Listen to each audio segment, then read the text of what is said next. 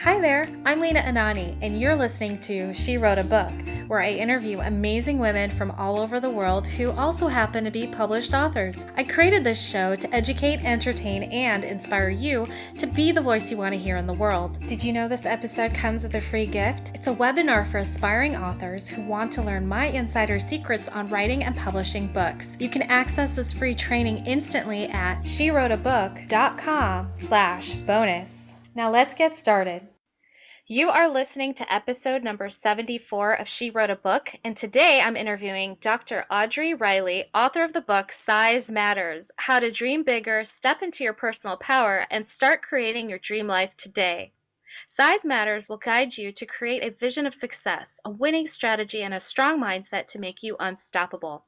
You will embark on a journey of self-discovery and self-empowerment while giving life to your big dream.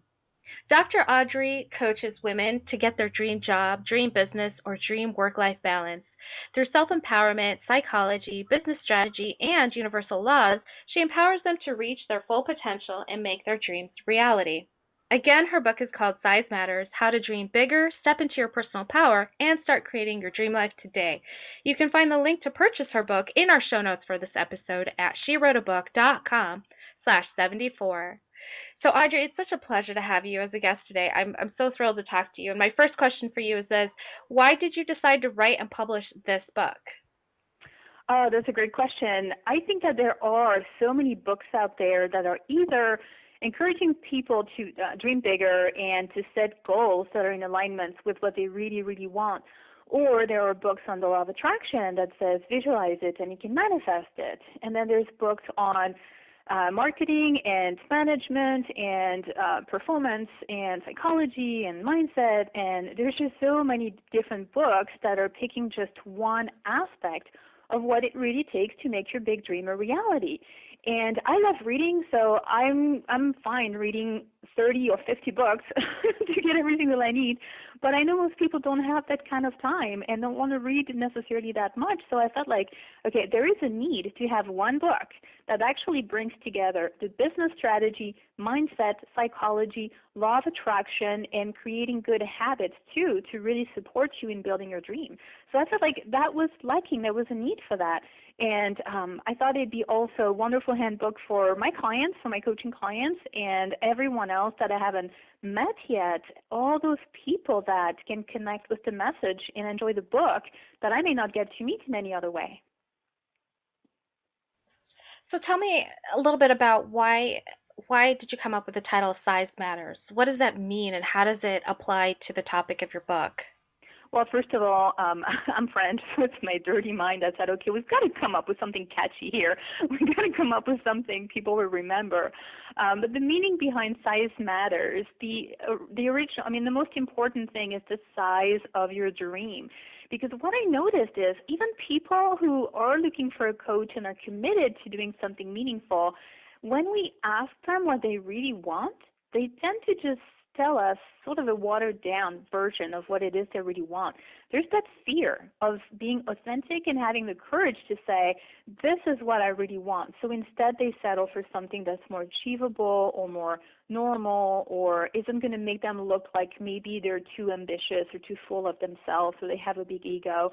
So I see it in so many people, even with incredible potential, amazing people, tend to dream not as big as they really want to. So when I say dream big, size matters for the size of your dream, I don't mean be greedy, have a big ego. That's not that at all. What I'm saying is if your dream is whatever that might be, don't settle for a lower goal. Have the courage to go for what you really want because you have the power to do it. Also, the size of the dream, size of commitment, the size of your courage, the size of your dedication to following through. The size of everything really, really matters. When we do things halfway, when we dream small, we don't really take action, we procrastinate, we can never build a life that's truly fulfilling and really, really exciting. So size really matters when it comes to your dream and everything you put in it to make it a reality. Would you agree? I would agree, and I was kind of bummed because I thought this book was about sex. No, just kidding. I didn't. Bad joke. I'm glad you, seriously, I gotta tell you, every time I meet people in person and they see the name of my book, I see their faces. I just love it because usually I get that half smile where one side of their mouth is just smiling and they're trying to keep it together, but they have a dirty thought right there and then, and it just really, really cracks me up. I think it's just hilarious. So I'm having a lot of fun. I love it. What people are thinking about. Yeah. I love it. I love that title. I always say I have like Beavis and Butthead giggling in my head all the time because like I always look for innuendos in everything. Mm-hmm. I'm always gutterbrained. I don't know. I'm not proud of it. Actually, I am.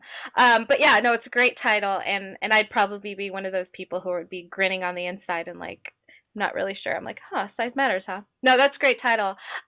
So you mentioned something about how people tend to not dream as big as they possibly can. So they dream small or they dream medium sized.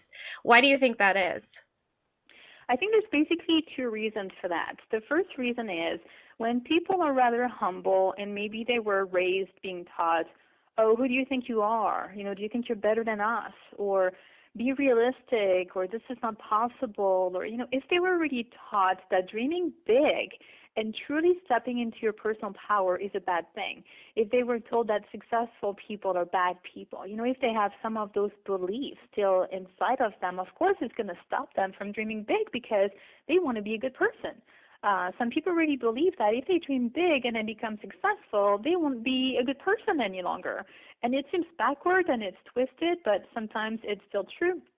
But now the second reason, which is even more prevalent, is a lot of people just don't believe that they can.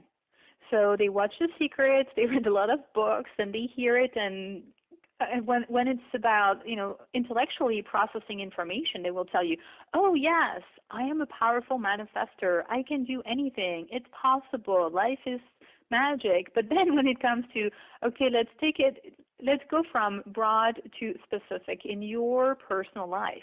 What do you really want and what do you really feel capable of creating? There's a huge disconnect.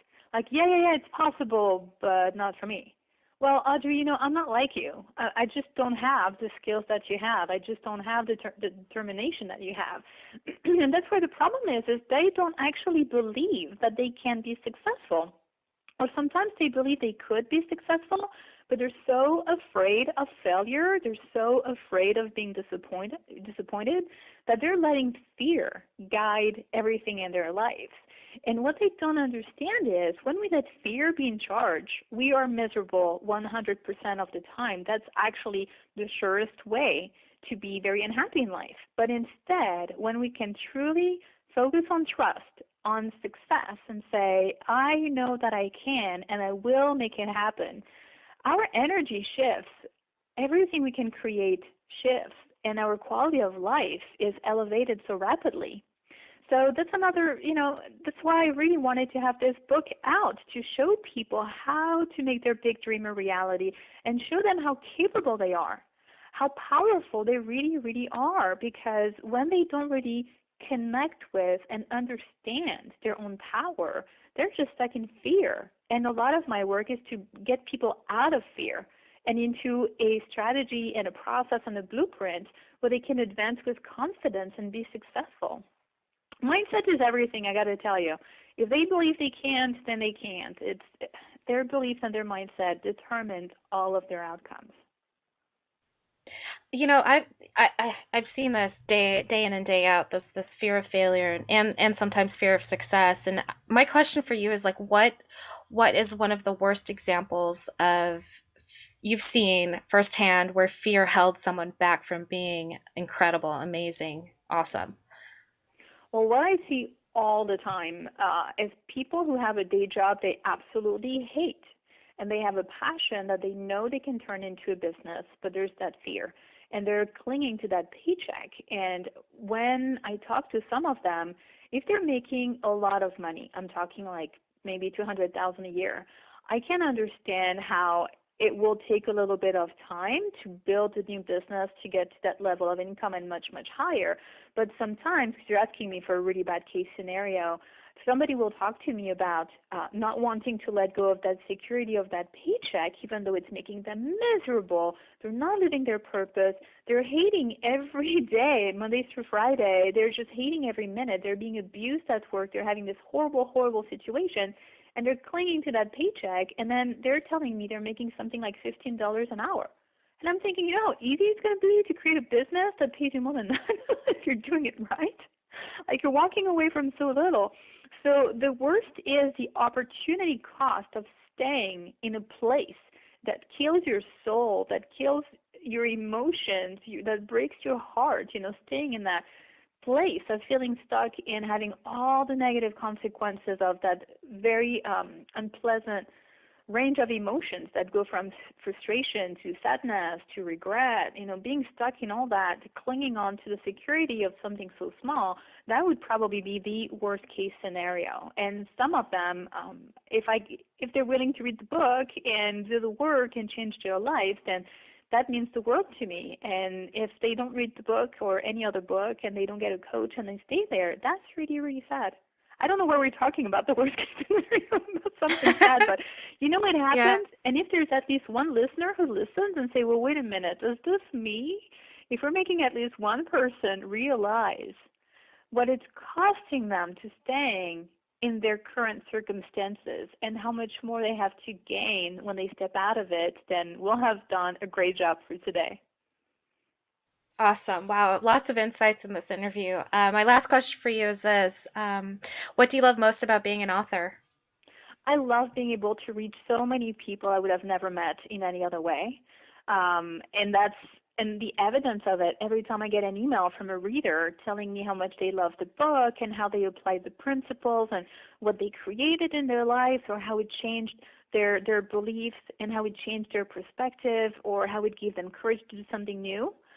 In the book, there's a lot, too, about boundaries with other people and honoring yourself and loving yourself and learning to say no. So there's a big message of personal liberation, too. So when somebody says, I listened to your advice, I did what you said, and I realized there's a lot of stuff I could stop doing, and nobody minds. Nobody is upset that I stopped doing those things. Now I have free time. Now I'm happy. Now my relationship's better. It's like those side effects that will happen, but when you get that email telling you exactly what happened in someone's life, and all they did is read something that I published, but I haven't worked with them one-on-one. We don't have a relationship directly, and yet through my book, we do have a relationship. And I am their coach even if I have never met them. That's my favorite thing about being an author. Awesome. Dr. Audrey, thank you so much for being our special guest today. We will have a link to your book in the show notes for this episode, and our listeners can find that at SheWroteABook.com/74 to learn more about our author and her wonderful book. Thanks again, Dr. Audrey. Thank you. Have a wonderful day. Thank you for listening to She Wrote a Book. If you enjoyed this episode, then subscribe now so you can automatically get access to all new episodes, and feel free to share your inspired thoughts with us in the comments too. I'd love to hear from you. Are you ready to write your own book? Get started now with my quick and concise webinars so you can learn my insider secrets on writing and publishing your own book. Claim your free gift now at SheWroteABook.com/bonus. Until then, may you always feel good and make magic. Feel good, make magic now. Lena and Anani will show you how. Ignite that wisdom inside of you and show the world what you do. To publish, write, and promote, learn the best way to go. OMG, do it now. Lena and Anani will show you how.